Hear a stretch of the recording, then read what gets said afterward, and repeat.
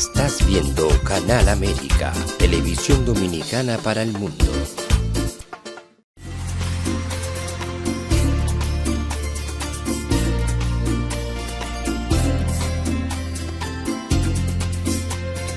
A Time for Truth show is sponsored by the Office of Dr. Bernard Fialkoff, a periodontal, dental implant and laser specialist in New York City, for over 40 years. Dr. Fialkoff was honored by the International College of Dentists and Pierre Fauchard, and received the Presidential Lifetime Humanitarian Honor from the White House. Call us at 718-229-3838. Sometimes life can be so damn hard, you don't know where to go. Everything keeps falling apart, yeah. You try to do your best, but only God knows that you've given everything you've got, but the world takes you down. You just keep moving on. Let your fears. Welcome to A Time for Truth show. I'm your host, Dr. Bernard Fialkoff, and it's a pleasure to have you back with us again. We're in 2025. It's a new year, a year of change. And tonight we want to go over something that's actually afflicting our country, afflicting the youth of our country, and also especially the African American culture in our country. We're very lucky tonight to have a very special guest with us to discuss what's been going on. And his name is Reverend Frederick Shaw of Compton, California. And engineer, if you can put his pictures up on the screen, I'd like to introduce Frederick Shaw, who's a fierce advocate for children and adults in civic and human rights. He stresses education and believes in education and the reduction of poverty and drug addiction. He's the director of public affairs for the Citizens Commission for Human Rights International, a more than 50-year mental health industry watchdog. He's also executive director and president of the NAACP Inglewood South Bay branch and past president of the Compton branch. He was ordained in religious science by Reverend Y. Crow. He was also a Los Angeles County Deputy Sheriff, having directed the Sheriff's Youth Athletic League for 13 years. In '92, he co-founded, as president of the World Literacy Crusade, a movement for the purpose of eradicating poverty, hopelessness in the inner cities via education. He co-founded the Basic Life Institute, serving at-risk youth of 12 to 18 years of age. In South Africa in '97, as part of the Truth and Reconciliation Commission, he presented evidence on the role of psychiatric and psychological racism in apartheid and how Africans were dying from treatable medical conditions in slave labor psychiatric camps. In 2016, he led a South African protest against African children being subjected to dangerous psychotropic drugs and electroshocking.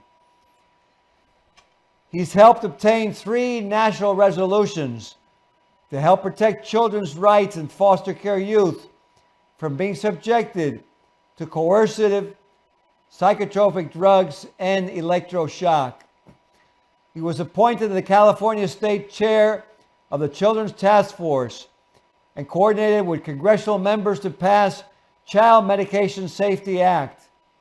This act prohibits schools from forcing students to take psychotropic drugs as a requisite for education and reinforces parents' rights to control their children's future. He received the LA County Board of Supervisors Award, was recipient of the Men Who Cared Award along with actor Jamie Foxx, and in 2020 he started a task force against institutional racism in the psychiatric industry. And Buddha, if you will, please welcome Reverend Dr. Shaw to A Time for Truth show. Well, first of all, thank you very much for having me back on your show. I've always enjoyed being on here, and anytime I have an opportunity to bring information to your audience, all you have to do is call. I'll be there. Well, you know, it's a pleasure to have you. You're a wealth of knowledge, and I want to get right to it because we don't have enough time to be with you. But the CDC reported that 20% of Americans are on psychiatric drugs, and that almost 20% of youth in America use at least one prescription medication. And to me, my question is, how and why is this happening? Well, it's happening because, unfortunately, the pharmaceutical companies are running everything. We did research some time ago, and 50% of or nearly, were working for the pharmaceutical companies, and these were people of the FDA. So the thing is that money is king. This is not about the patients. It's about the boardrooms. It's about how much money is being made. And unfortunately, until now, and I'm not into anything politically, somebody's going to be looking into what's happening with these drugs and how effective they are or they're not. And unfortunately, I think that a lot of Americans are going to be finding out that we've been kind of misled, misused, and abused in this system. Absolutely. I mean, when I saw those figures, which I don't know if people realize, it adds up to about 76,000 Americans. I mean, it's an amazing figure, horrific figure. I was shocked. What I wanted to ask you, I think it's very important for the viewers to understand how your group, the Citizens Commission of Human Rights International, can help them. So please tell me a little bit about your group. Well, the Citizens Commission on Human Rights is an organization that is a watchdog group that exposes psychiatric abuses. That can be anywhere from electroshocking people to giving them psychotropic drugs. You know, a lot of times we are not informed of what these drugs do to us when we take them. So you look up and you'll see a drug like Prozac being used for people who have suicidal tendencies. But one of the side effects of Prozac is that a person commits suicide. So how is that supposed to work? So CCHR exposes this. It's letting people know what's happening. We're trying through speaking engagements, education, everything to bring this to the forefront so people can know what they're getting into. People should know what's happening with their body when they take a drug. And doctors should have to tell them what these drugs can cause before they give you the drug. So that's what CCHR is about. We provide information to the public. We do it in a variety of ways with documentaries that's won awards, from speaking engagements, all types of things like that. We're just trying to inform the public. And I just want to add this. We're not trying to tell people what to do. We're just giving the other side of the so they can make informed choices. That's what we're trying to do. We're not trying to ready you can or can't do something for your body. But we do want you to know when you make that decision, be it for yourself or for your children, that you know what comes with the drug. And that's all we're trying to do. Well, I think it's very important when nowadays the drugs are very, very powerful and potent, have a lot of consequences and side effects. I want to get right to one thing that I was looking at, and that's Adderall, which is a stimulant medication for ADHD. But it's very interesting, and I wanted to ask you about this. it's illegal in Europe, and Adderall is also illegal in Japan, and they considered it an illegal narcotic. So if that's the case, how is it that we're using it widely in our country? Well, first of all, we have to know a little bit of the background of Ritalin. And one of the things about Ritalin is that it is very similar, if not the same, as cocaine. So when we're giving a kid this type of drug, it's no different than Adderall, which is very similar to meth. So we're actually drugging our children and setting them up for addiction and all types of other behaviors and stuff. And it is time that we inform the parents what is being done. And some of these doctors need to come up under investigation, or the drug makers, because why are you giving children drugs that can harm them? I mean, this is the whole thing. And that's what I mean when I say it's about the boardroom. It's not about the patients. So parents. It's unbelievable, Fred. It's like what you're saying is so true. And we recently had a show on our segments that had to do with wealth. And what is wealth?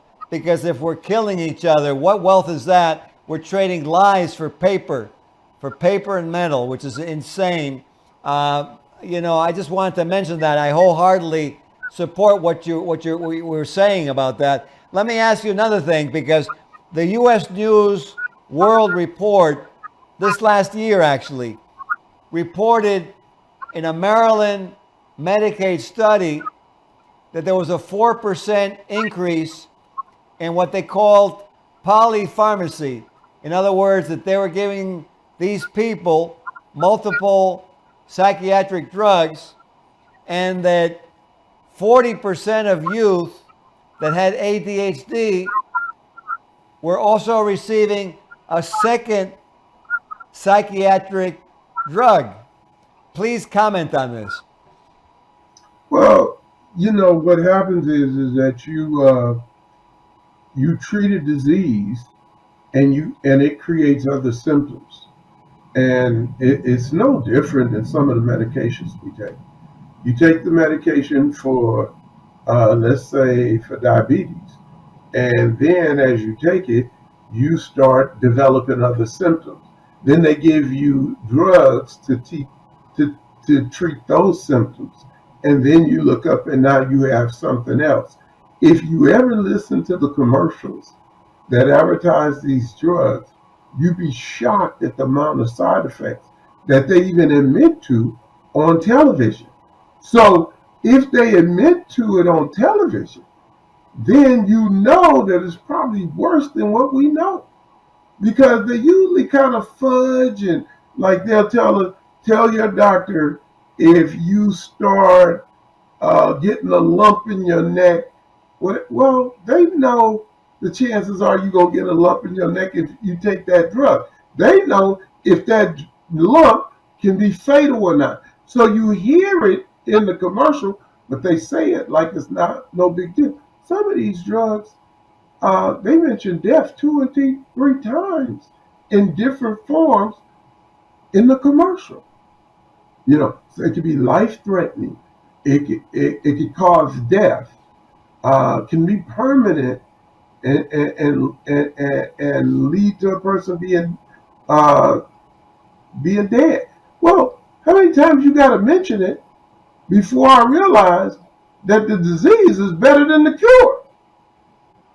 So this is what we have to look at. This is what we got to start dealing with, and I'm hoping that things will change in that field, because one of the things that we should all be able to do is trust our doctors. And I'm not even putting all the blame on them, because doctors are very busy. They have to see patients on a schedule. They get their information from the pharmaceutical reps, and they get their information from the medical journals, because most times they don't have more time than that. Well, some of the medical journals are put together by the pharmaceutical companies. And so they are getting false information. And then they go along with that. And there's other reasons they have to go along with it also that we've seen. And it puts us all in this spinning spiral going down in our health and everything. And they just keep making money on giving us medication. It's a horrific spiral, like you said. It really, and it's true because myself, I'm a surgeon, and we are very busy during the day. And not that it makes it right, but also it behooves us to really educate ourselves, and our societies need to educate more also in healthcare so that we're up to date.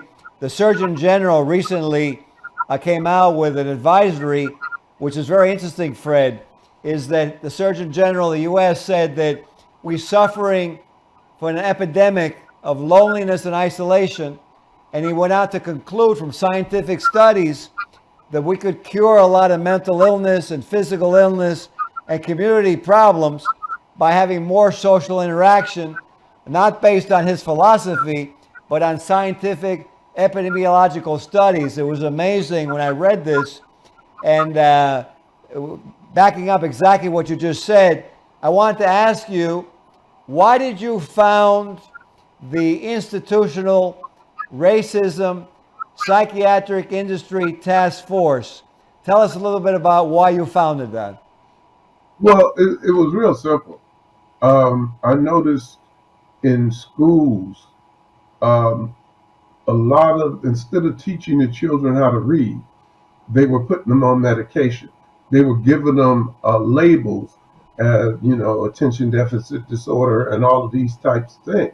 Well, I had owned group homes for boys. These were probation home kids.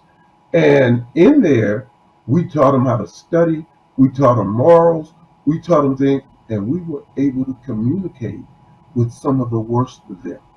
And we were able to teach them how to read. And these are kids that some of them could not. If you took, let's say, the name Green, and you took sheets of paper and put the G and the R and the E and the E and the N, they could not read their name. And we were able to teach them how to read. So it told me, if we could teach those kids how to read, I'd already co-founded the World Literacy Crusade, like you said. So we knew how to teach kids how to study, how to read, different things like that. We found that all that they were talking about was foolishness. Kids would come in, and I would say things like, what did they label you with? Attention deficit disorder. Do you believe that? No. Let's throw that out the window. We're going to teach you how to read. We're going to teach you how to do grammar. We're going to teach you how to do these things. And the kids were able to do it. We turned out ministers, professional bodyguards, supervisory electricians, NFL football players, all of this because we restored the hope that the school districts had taken away from them and replaced it with the knowledge they could learn, the knowledge they could be moral. And when they learn that, they change the game. See, so they could tell everybody else, we can't teach these kids, but they could give me the contract and I can teach them, and fortunately I found sick. I had a son who had dyslexia, and that's what they said. And I put him in a program, and they had him do his letters and numbers and clay, and they were doing all of this stuff. Now they told me he was incurable. It was incurable, dyslexia. They made a mistake, and they said he needs to see a psychiatrist. I said, for what for? They said, to help him with his confidence. I said, that's my job. That's not the psychiatrist's job. And so when I put him in this special reading program, and they had him do his numbers in clay, his alphabet in clay, he was going through. One day he told me, Dad, I don't want to do it no more. I said, if you just hang in there a little bit more for me. One day he comes home, Dad, I I know my numbers. I know my letters. It was like I was doing them, and all of a sudden something just opened up, and I knew them all and stuff. And I said, cool. And I congratulated. But if I'd have listened to them, this is something incurable because they don't know how to cure it. But that's not the truth of it. And then he could read as good as any of his classmates. See, so we can't always believe the system that will sacrifice our kid by not what the kid don't know, by what the school don't know. And that's, Wow. you know, I was able to save my son. You know, What a beautiful story. Let me ask you a question. If a viewer or a parent is out there and they're saying, wow, how do I contact or get myself this World Literacy Crusade? Is there an email or some kind of website? well, the literacy crusade right now is not functioning at a high degree, but I can tell, because I'm no longer there, I'm doing something else, but I can tell you this.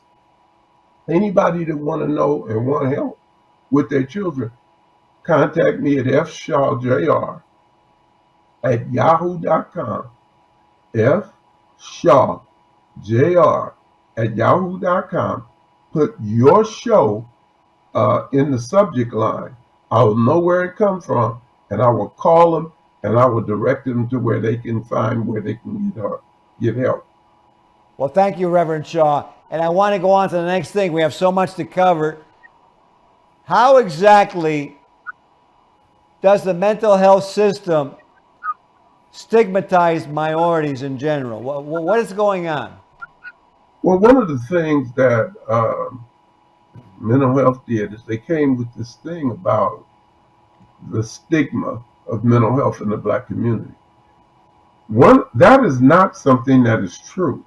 It was actually created to get Black people to be willing to come and get into the mental health field. Black people didn't trust the mental health field.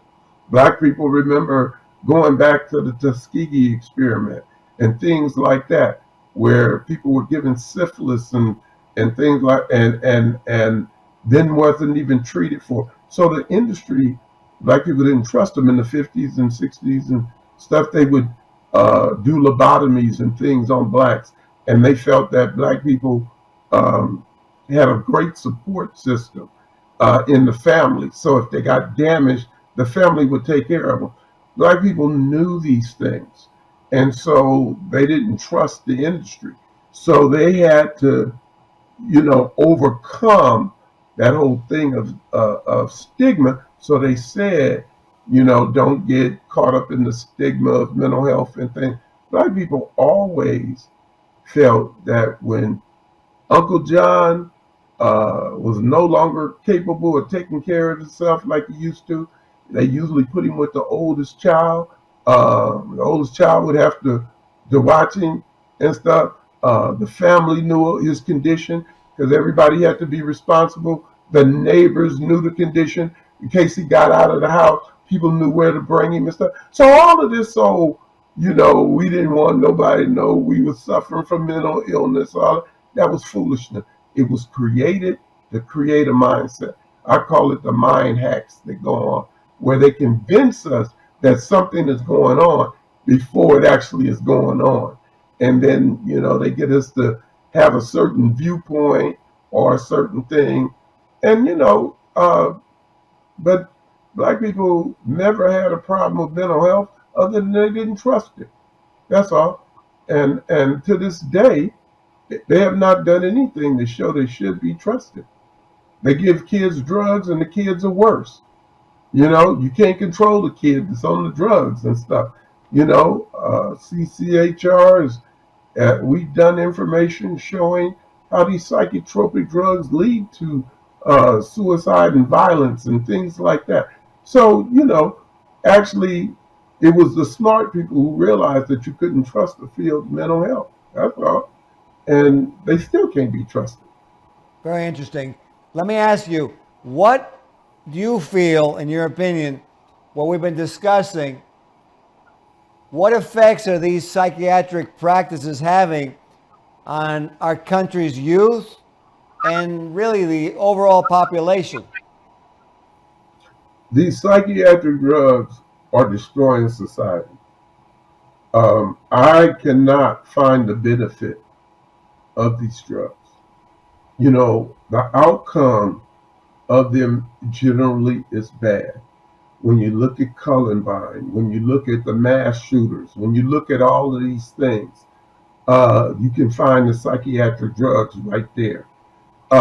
We must understand that we have to go to old remedies. You know, in the old days, you had to go to your church for help, and the ministers would pray over you, and the church family would look out for you, and you would get encouragement, and people would try to find remedies to help you. Now we're bypassing the church. The field of mental health is telling the church to stay in your place. You see what I'm saying? And they have decided that they're above God. They asked one of the therapists, well, what about people who believe in Jesus? And he said they should believe in their therapist. You see how it's like, but if they were any good, why is things in the world getting worse? How come there's no betterment?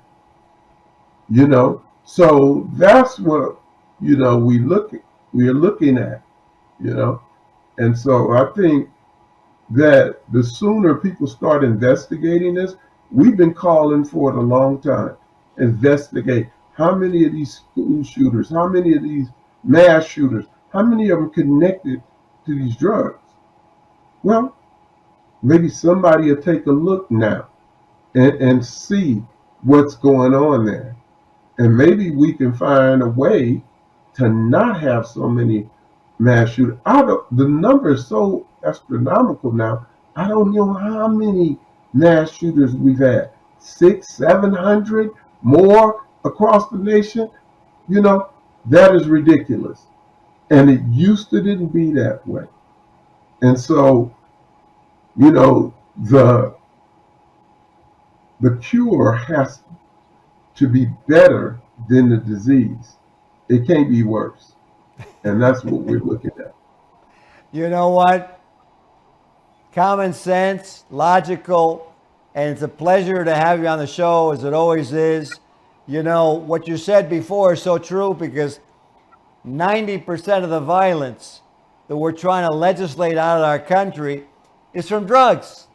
And you say to yourself, well, if we know that 90% of the violence is from drugs, why don't we put the effort into drug control, whether it be psychiatric, illicit, or whatever, make a better family life and social interaction, like the Surgeon General of our country came out and said.